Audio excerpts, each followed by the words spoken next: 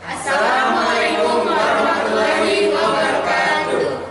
Perkenalkan, kami dari mahasiswa-mahasiswi TPB Institut Teknologi Sumatera. Sebelumnya kami akan memperkenalkan diri.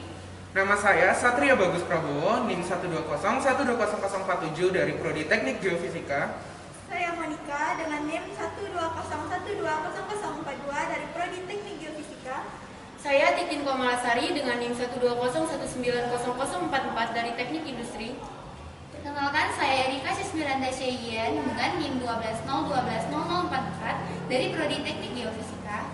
Saya Aisyah Arfan dengan NIM 120120038 dari Prodi Teknik Geofisika. Saya Aray Muhammad Adiyaksa dengan NIM 120190041 dari Teknik Industri. Saya Muhammad Askanafal dengan nomor NIM 120360023 dari Prodi Teknik Material. Kami dari kelompok RBL 1A TPB 28 akan memaparkan dan menjelaskan tentang hukum Bernoulli Dan penerapannya pada kapal selam. Para viewers nih pasti penasaran nih apa sih tujuan utama kita membuat dan memaparkan video ini? Di sini kami ingin memperluas dan menjelaskan tentang penerapan salah satu fisika dalam kehidupan, yaitu hukum Bernoulli.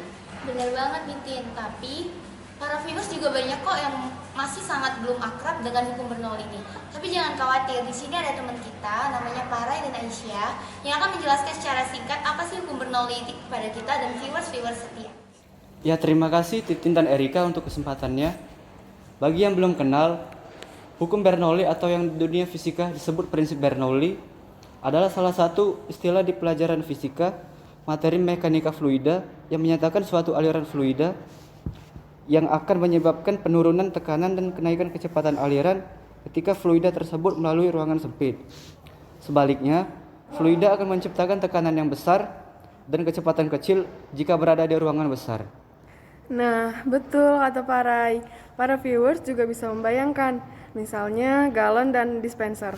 Tekanan yang ditampung galon akibat air yang ada di dalamnya itu lebih besar dibandingkan tekanan air yang mengalir di keran dispenser. Air yang di galon ini menekan ke segala arah sesuai bentuk galon, dan itulah yang sebenarnya juga terjadi dengan kapal selam. Wah, menarik juga ya. Emangnya gimana sih gambaran desain kapal selam itu? Oke, saya akan menjelaskan secara simpel aja biar para viewers juga mudah mengertinya. Ya, kapal selam itu kan sama seperti kapal-kapal lainnya gitu. Dia punya dua bagian, haluan dan buritan gitu loh.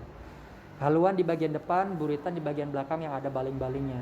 Tetapi kapal selam ini nih unik gitu loh. Dia dari segi desain bentuknya ya, dia bentuknya lonjong gitu loh. Kenapa lonjong? Nah, itu kalau dilihat di bagian dalamnya, itu ada tangki air gitu loh. Kok ada sih? Nah, tangki air ini dia gunanya untuk biar kapal selam itu bisa tenggelam gitu. Jadi kapal selam menghisap air biar tenggelam. Dan bentuknya pun juga lonjong gitu ya. Nah, lonjong ini nih semata-mata nih bukan karena emang gitu doang desainnya, tapi biar kapal selam ini ketika bergerak di air, nah dia bisa memecah air tersebut gitu loh. Jadi dia tidak terhalang tekanan air yang ada di sekitarnya gitu. Jadi di kapal selam itu ada tangki yang menyimpan air. Tentu saja, kapal selam selama dia ada di dalam air berisi air juga di tabungnya. Hal ini membuat kapal selam bertambah berat sehingga mudah tenggelam. Lalu letak hubungan hukum Bernoulli-nya ada di mana? Oke, sebelumnya teman saya sudah menjelaskan salah satu hukum yang ada di kapal selam, yaitu hukum Archimedes, di mana pada kapal selam, hukum Archimedes ini membuat kapal selam menyelam dalam artian tenggelam, mengapung, ataupun melayang dengan cara memasukkan air atau mengeluarkan air secara berkala. Nah, lalu di mana sih penerapan hukum Bernoulli-nya pada kapal selam?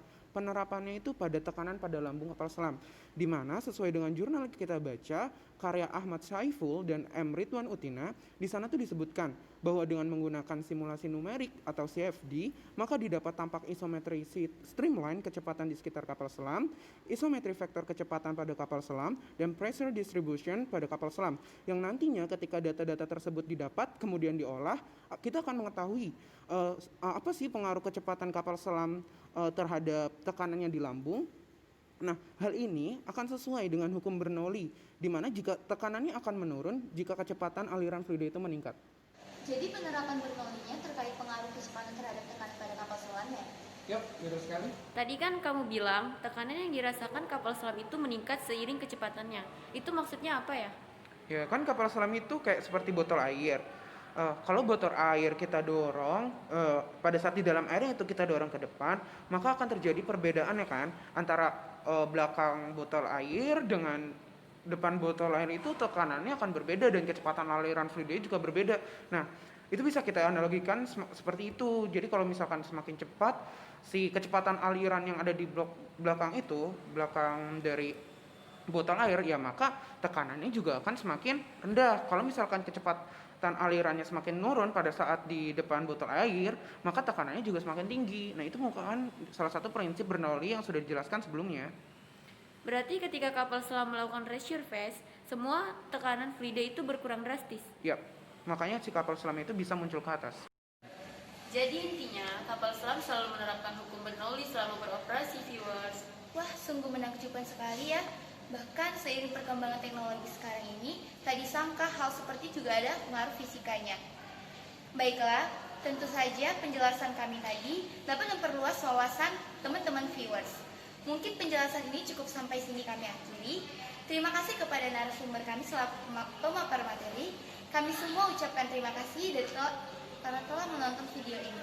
Jangan lupa untuk like, komen, dan jangan lupa untuk share video ini.